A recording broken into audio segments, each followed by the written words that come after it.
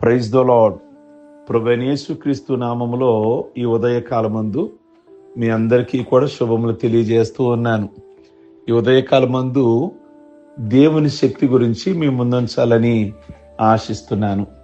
అపోస్తులుల కార్యము 1వ అధ్యాయము 8వ వచనము. పరిశుద్ధాత్ముడు మీ మీదకు వచ్చినప్పుడు మీరు శక్తి నొందుదురు గనక నాకు సాక్షులయ్యుందురు. విద్యుత్పత్తి అనేది మానవునిచే తయారు చేయబడింది. కొన్నిసార్లు అంటారు, అవును, మానవునిచే తయారు చేయబడిన శక్తి ఒక్కొక్కసారి పని చేయకపోవచ్చు. అయితే దేవుడు తన శక్తి చేత నింపాలని కోరుచున్నారు.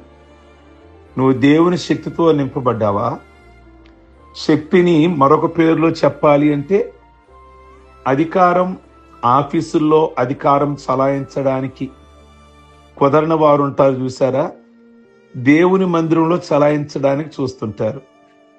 అనేకులు పెత్తనాల కోసం ప్రాకులాడుతూ ఉంటారు. దేవుని బిడ్డలారా, నువ్వు దేవుని కోసం దేనికోసం ప్రాకులాడుతున్నారు? దేవుని శక్తి కొరకు ప్రాకులాడాలి. ప్రభు జీవించిన దినాలలో శిష్యుల మధ్య ఈ తగువులాట వచ్చింది. మనలో ఎవరు గొప్ప అని భేదాభిప్రాయాలు ఉన్నాయి. నీవు పెద్ద లేక నేను పెద్ద, ప్రభు తర్వాత ఎవరు పెద్ద మన 12 మందిలో అన్నట్లుగా.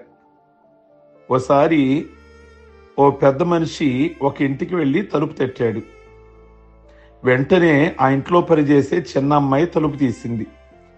వచ్చిన ఆయన, ఇంట్లో పెద్దవాళ్ళని పిలువమ్మా అని చెప్పాడు. ఈ చిన్నమ్మాయి ఇంట్లోకి వెళ్ళి ఇంతకీ రాదు అంతకీ రాదు. మళ్ళా కాలింగ్ బెల్ కొట్టాడు. పెద్దవాళ్ళని పిలువమ్మా, మరలా నువ్వొచ్చేవేంటి అంటే, మా అయ్యగారు మా అమ్మగారు ఎవరు పెద్దో లోపల తేల్చుకుంటున్నారు, రావడానికి చాలా టైం పట్టుద్ది అని చెప్పిందట. ఎంత భయంకరమైన విషయం! భార్యాభర్తల్లో ఎవరూ పెద్ద కాదు, ఎవరూ గొప్ప కాదు. ప్రభువే గొప్పవాడు, ఆయన శక్తి గలవాడు. దేవుడు తన శక్తిని మనకు అనుగ్రహించి ఆయన కుమారులుగా కుమార్తెలుగా చేసుకోవాలని కోరుచున్నాడు. మనము దేవుని కుమారులము కుమార్తెలము అనిపించుకుంట ఎంత భాగ్యమో. చాలా మంది గొప్పవారు తమ బిడ్డల పట్ల గొప్ప ఉద్దేశాలు కలిగి ఉంటారు. నువ్వు దేవుని కుమారుడు కుమార్తెవైతే ఆయన మన పట్ల ఎన్ని గొప్ప ఉద్దేశాలు కలిగి ఉంటాడో. మనము సాతాను కుమారులుగా ఉండకూడదు. అందుకే పేతురు పత్రిక 2వ అధ్యాయం 9వ వచనం అంటాడు, ఆయన మనల్ని యాజకులుగాను రాజులుగాను మార్చుకున్నారు. ఆయన మనకు గొప్ప అధికారాన్ని ఇచ్చారు. అధికారం ఇచ్చి తన శిష్యులు పంపించారు. మత్తయి సువార్త 10వ అధ్యాయము 8వ వచనంలో దయ్యములపై అధికారము, చనిపోయిన వారిని లేపుటకు వారికి అధికారము అనుగ్రహించారు. ప్రియ దేవుని బిడ్డలారా, వారి సేవకు వెళ్ళేటప్పుడు ఒక సహోదరి 2 పిల్లలు దేవుని భయభక్తులు పెంచుతూ ఉంది. ఒక దినము ఈమె ఈ శక్తిని గురించి ఆ దేవుని సన్నిధిలో వాక్యాన్ని బాగా విన్నది. దేవుని యొక్క శక్తి గురించి, దేవుడు మనకు ఎలా అధికారం ఇచ్చాడు, వేటి మీద అధికారం ఇచ్చాడని. అయితే దాన్ని వాడుకోవాలి అనుకుంది. అనుకోకుండా ఒక సమయం వచ్చింది. ఏమిటి ఆ సమయం అంటే, తన భర్త మిలిటరీలో పనిచేస్తూ ఉంటాడు. 2 పిల్లలకి భోజనం పెట్టేసింది. వారు తినేశారు. కొంతసేపు అయిన తర్వాత ఈమె భోజనం చేద్దామని కూర వడ్డించుకుంటుంది. ఆ కూరలో ఒక బల్లి కాలును చూసింది. వెంటనే చాలా భయపడిపోయింది. చిన్న బిడ్డలు తినేశారు, ఏమవుతారో ఏంటో అని కంగారు పడింది. వెంటనే ఆ మరిచి బొబ్బలు పెట్టలేదు. దేవుని సన్నిధిలో బిడ్డల దగ్గర మోకరించింది. దేవుని సన్నిధిలోకి వెళ్ళి బిడ్డల దగ్గర ప్రార్థన చేస్తుంది. మార్కు సువార్త 16వ అధ్యాయము 17, 18 వచనాలు. అక్కడ వాగ్దానం ఉంది. ఆ వాగ్దానం మీద చేయి ఉంచి, ప్రభువా, నువ్వు మరణకరమైనది ఏది త్రాగినా హాని చేయదని చెప్పావు కదా, ఈ సమయంలో నా బిడ్డలిద్దరినీ కాపాడండి అని విశ్వాసంతో ప్రార్థించింది. వెంటనే మిగిలిన కూర వడ్డించి ఆమె కూడా తినేసింది. దేవుడు గొప్ప అద్భుతము ఆ కుటుంబంలో చేశారు. ఉదయం లేచేసరికి ఆ పిల్లలు కుస్తీలు పడుతూ ఆడుకుంటున్నారు. ఎంత ఆశ్చర్యము! దేవుడు పక్షపాతి కాదు. ఈ శక్తి, ఈ అధికారము నీకు కూడా ఇస్తారు. ఆయన శక్తి మారనిది. నువ్వు ఎప్పుడూ విఫలము అవ్వద్దు. నువ్వు ఆయన శక్తిని పొంది ఆయనను ప్రకటించు. అపోస్తలుల కార్యము 4వ అధ్యాయము 20వ వచనము. మేము కన్నవాటిని విన్నవాటిని చెప్పక ఉండలేమని చెప్పారు. మేము చూసిన వాటిని విన్నవాటిని దేవుని కార్యాలను మేము చెప్పకుండా ఉండలేం. ఈ మాటలు ఎప్పుడు చెప్పారు? మరణము, సమస్యలు, ప్రమాదము అన్నీ వారి ముందు ఉన్నప్పుడు అందరితో ఈ మాటలు చెప్పారు. ఎక్కడి నుండి వచ్చింది ధైర్యం? పరిశుద్ధాత్మ శక్తి ద్వారా వచ్చింది. మన దేశంలో 6 లక్షల గ్రామాలు ఉన్నాయి. 1,00,000 గ్రామాల్లో మాత్రమే దేవాలయాలు ఉన్నాయి, సువార్త ఉంది. మిగిలిన 5 లక్షల గ్రామాలలో దేవాలయాలు గాని సువార్త సేవ గాని లేదు. దేవుడు నిన్ను లెక్కడుగుతాడు. జాగ్రత్త. నువ్వు దేవుని కొరకు ఏం చేస్తున్నావు ఎప్పుడైనా ఆలోచించారా? రండి, దేవుని సువార్తను ప్రకటిద్దాం. సువార్తను ప్రకటించని ఎడల ఎంత ప్రమాదము! అయ్యో, నేను సువార్త ప్రకటించని ఎడల ఎంత బాధ అని అపోస్తలుడైన పౌలు వేదన పడ్డాడు. ఈ ఉదయకాలమందు మనం ఉంటున్న ప్రాంతాలలో కేవలం మనం ఏమనుకుంటున్నాము అంటే, నా మటుకు నేను మందిరానికి వస్తున్నా, నేను నా భార్య లేదా నా బిడ్డలు వస్తున్నారు, మన ప్రక్క వారి విషయం మనకు అనవసరం. ఈరోజు ఒక్కసారి ఆలోచించండి. సంఘ క్రమాలు బాగోలేదని చాలా మందిరాలు మానేసినటువంటి వాళ్ళు ఉన్నారు.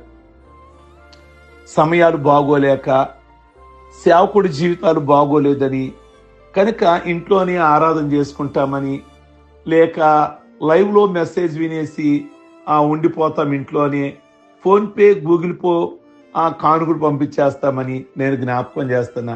ఇలాంటి వాళ్ళని దేవుని మందిరాన్ని నడిపించాల్సిన బాధ్యత మీకు లేదా? ప్రియ దేవుని బిడలారా, కనుక ప్రభు అదే కథ చెప్పింది. యోదయలోను, సమరయలోను, గలలయలోను మీరు నాకు సాక్షులుగా ఉండమని ఆయన చెప్పారు కదా. అలాగే మరి కొండపల్లిలో గాని, మన విజయవాడలో గాని మరి మన క్రమాలు బాగుంటాయి కదా. అనేకులు క్రమాలు లేక బాధపడుతుంటే ఒక్క ఆత్మనైనా గాని మందిరానికి నడిపించలేకపోయారే. ఈ మాట రేపు ప్రభు రాజ్యంలో ప్రభు మిమ్మల్ని అడగరా? ఎంత చక్కటి క్రమాలుగా మీరు వెళుతున్నారు, మరి వెళ్ళని వారు ఉన్నారు కదా అన్న విషయం ఆయన నడిపించారా అన్న విషయం మిమ్మల్ని అడిగినప్పుడు మీ దగ్గర ఏమైనా జవాబు ఉందా? కనుక ఆ రోజు మనం నాలిక ఖర్చుకునే బదులు, ఆ రోజు అయ్యో నా దగ్గర సమాధానం లేదు అని బాధపడే బదులు, ఈ యొక్క ఉదయకాలంలో ఒక్కసారి గమనించండి. శనివారం నాడే మీరు దేవుని పని చేయాలి. రేపు మార్నింగ్ ఆరాధన ఉంది కనుక రండి. నెలకు ఒక్కరినైనా ఆగిపోయిన వారిని కావచ్చు, లేక నూతనమైన వారిని కావచ్చు, ఏ విధంగానైనా ప్రభు కొరకు ఒక్కరినైనా కనుక సంపాదించగలిగితే సంవత్సరంలో ఎంతమందిని మీరు నడిపించగలుగుతున్నారు? రేపు ప్రభు రాజ్యం వచ్చినా, ప్రభు దగ్గరికి మీరు వెళ్ళినా వాటిని బట్టే మీకు ర్యాంక్, పోస్ట్ ఉంటుంది, మీకు అక్కడ స్థాయి ఉంటుంది. కనుక 4 రాళ్ళు వెనకేసుకోవాలి అని అంటారు ఈ లోక సామెత.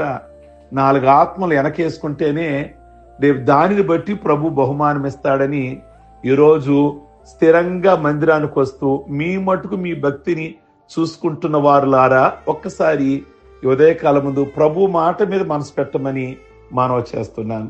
కనుక దేవుని శక్తిని పొందుకున్న వాళ్ళు మౌనంగా ఉండలేరు.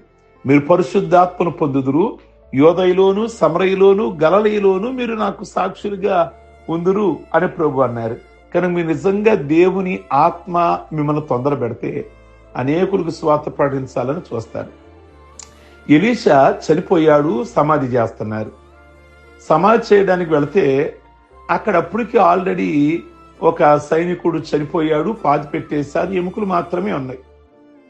ఎలీషా ఆ యొక్క బాడీ ఎప్పుడైతే తగిలిందో ఆ శవము మరల తిరిగి బ్రతికింది. చనిపోయిన తర్వాత కూడా ఎలీషాలో ఆ శక్తి కొనసాగుతుంది. మొదట్లోనే ఆయన పరిశుద్ధాత్మ శక్తిని కోరుకున్నాడు. ఏలియా మీద ఉన్న ఆత్మ తన మీద రెండంతలు కావాలని అడిగాడు. మన జీవితాల్లో దైవశక్తిని కోరుకోవాలి, పరిశుద్ధాత్మ చేత నింపబడాలి. అనుదినము మనం ప్రార్థన చేసుకోవాలి.